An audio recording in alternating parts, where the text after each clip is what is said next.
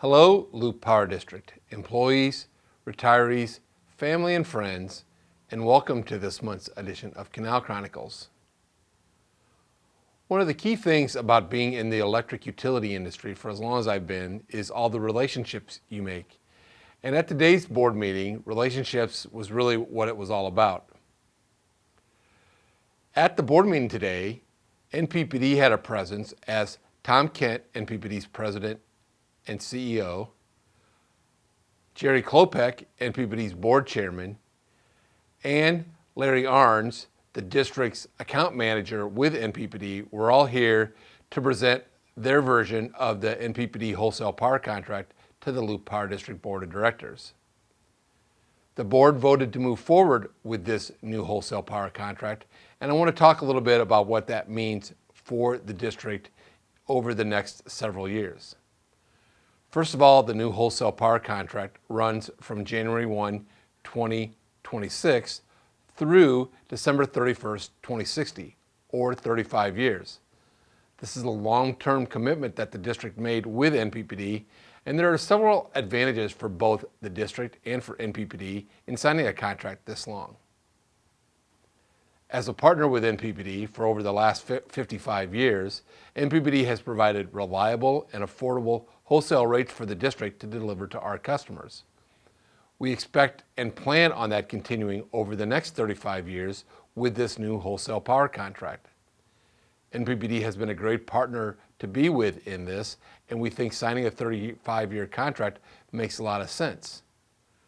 From NPPD's point of view, having a contract of this long will allow generous financing options available for NPPD as they plan for new generation additions and new transmission additions on their system to meet the ongoing load growth that all of Nebraska is seeing with the growth in our area. This is an exciting time, and having this contract locked up for the next 35 years allows the district to have a balance in what we do. There are outs within the wholesale power contract that would let the district exit from NPPD if things go the wrong way. But since we've had such a great relationship with NPPD over the past 55 years and look forward to that over the next 35 years, we don't really expect anything like that to happen. So it was great to have our board chairman, Jim Donahue, sign the contract along with Tom Kent, and we are excited to see this relationship blossom over the next 35 years as part of this long-term arrangement.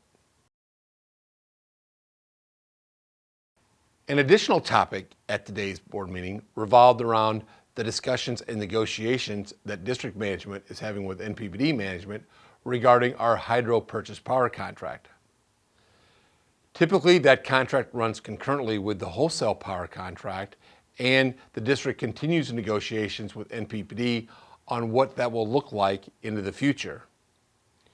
There's been discussions with a normal purchase power contract where NPPD would pay the district for the capacity and the energy generated from the district's hydroelectric facilities, but there's also discussions ongoing with regard to our participation agreement where NPPD would pay for some of the costs of the district and then would be a partner with the district on the energy sold into the Southwest Power Pool. A lot of discussion points are still ongoing regarding the hydroelectric purchase power contract, and negotiations will continue throughout the end of this year and possibly in the next year, depending upon the complicated task associated with these negotiations. We've been talking to NPPD for about 4 or 5 months regarding the hydro purchase power contract, and we'll continue to do that over the next 2 months and think we can get something completed by the end of the year. Hopefully then we'll have a concurrent contract with the wholesale power contract and the hydro purchase power contract that will be beneficial to all of the district and all of our ratepayers into the future. District management presented to the board of directors a 2026 operating pro forma, which shows a preliminary estimate on what our operating results will look like in 2026. This included an estimate of what our energy sales will be like, what the revenue coming from those energy sales will produce, as well as our expected costs from our operations and maintenance around the district, including purchase power costs from Nebraska Public Power District. All in all, 2026 looks like a halfway decent year, depending upon the amount of rate increase that the district will need to incur. The district is going to see a 4% increase in purchase power costs from NPPD, 1% from the base increase that NPPD is implementing, and 3% from the change in the production cost adjustment that NPPD will be implementing for 2026. The district is also seeing a tremendous amount of increases in our materials and supplies due to various supply chain issues, as well as just the increased cost for goods and services around the country at this point in time. We're still working on our overall budget for 2026, and we'll be working on the budget and rates over the next several months. So stay tuned, and we will provide some more information in the upcoming months regarding where things stand on our budget and our rates. But overall, 2026 looks pretty good, and 2025 is in a very good situation right now, as our bond issue has really helped our cash flow overall, as we have money now to spend on construction budgets over the next several years. In addition, over the last 4 to 6 weeks, we've received about $4 million in payments from the Federal Energy Management Agency regarding repairs from the 2019 storm effect. And that has really helped out a lot on our bottom line cash situation. So again, we're going to be working on our budgets and rates, and we'll be presenting that in the next couple of months to the board of directors. For district employees, the board approved a 2.5% wage scale increase and an amount of $490,000 for wage increases for the 2026 year. The amount for the individual employees will be provided by supervisors over the next several weeks, but we worked very hard and very closely with all of the vice presidents and with the board of directors to come up with what we believe is a fair increase for all employees and for the district overall. Once we get this all taken care of, that will be part of our overall budget process that goes on for 2026, but it represents less than a 1% increase in our overall expenses in 2026. An additional item at today's board meeting, the board approved the purchase of a new 56 MVA 115 kV to 34.5 kV transformer that will be placed at the Columbus Hydro substation.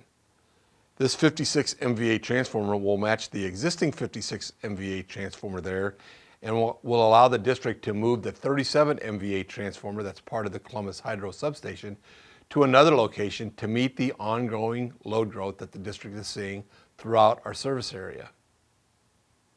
This is all part of our typical transformer upgrades, but these 56 MVA transformers are very large and are very costly. As a matter of fact, the estimated cost for this 56 MVA transformer is over $3 million and is equivalent in cost to a 90 MVA transformer that the district purchased about 2 years ago.